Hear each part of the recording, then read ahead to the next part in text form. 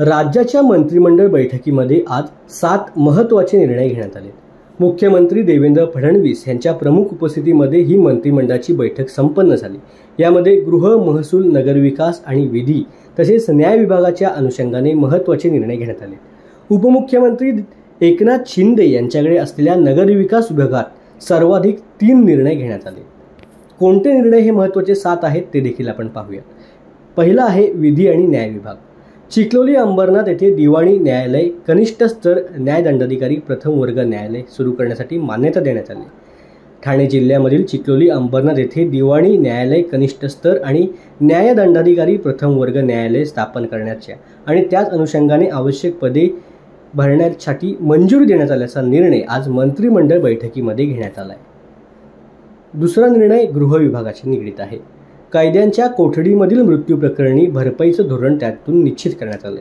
राज्यामधील कारागृहांमध्ये कोठडीत असलेल्या कैद्यांचा मृत्यू अनैसर्गिक कारणांमुळे झाल्यास त्यांच्या वारसांना राष्ट्रीय मानव अधिकार आयोगाच्या सूचनेनुसार भरपाई देण्याच्या धोरणास आज झालेल्या मंत्रिमंडळ बैठकीमध्ये मंजुरी देण्यात आली। दुसरा निर्णय नगरविकास विभाग। नगर परिषदा, नगरपंचायती, औद्योगिक नगरामधील स्तरावरती मालमत्तांच्या भाडेतत्वाच्या नियमांमध्ये बदल आणि नवीन दराबाबत अधिसूचना करण्यात आलेल्या आहेत। त्याचबरोबर नगर परिषदा, नगरपंचायती, औद्योगिक नगरी क्षेत्रामधील मालमत्ता करासाठी अभय योजना देखील मंजूर करण्यात आली। नगर परिषदा, नगरपंचायती आणि औद्योगिक नगरींच्या अध्यक्षांना हटवण्याचे अधिकार आता सदस्यांकडे असणार आहेत। राज्यामधील नगर परिषदा, नगरपंचायती, औद्योगिक नगरींच्या अध्यक्षांना पदावरून दूर करण्याचे अधिकार सदस्यांना देण्यात आले। त्याबाबतच्या तरतुदीस मान्यता देऊन महाराष्ट्र नगर परिषदा, नगरपंचायती आणि औद्योगिक नगरी अधिनियम 1965 मध्ये सुधारणा करण्यास आज झालेल्या मंत्रिमंडळ बैठकीत मान्यता देण्यात आली। त्याच्यानंतर महत्त्वपूर्ण निर्णय हा उच्च आणि तंत्र शिक्षण विभागात झालाय।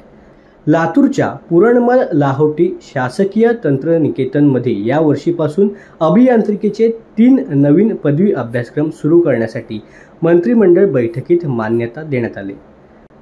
शेवटचा निर्णय आहे तो म्हणजे महसूल आणि वन विभागाचा। भूसंपादन, पुनर्वसन, पुनर्वसाहत करत असताना उचित भरपाईचा आणि पारदर्शकतेचा हक्क अधिनियम 2023 चे कलम 30, 3, 72 आणि 80 मध्ये भूसंपादनाचा मोबदला विलंबाने अदा करताना आकारण्यात येणाऱ्या व्याजदराच्या तरतुदीमध्ये सुधारणा करण्याचा निर्णय मंत्रिमंडळ बैठकीमध्ये घेण्यात आला आहे।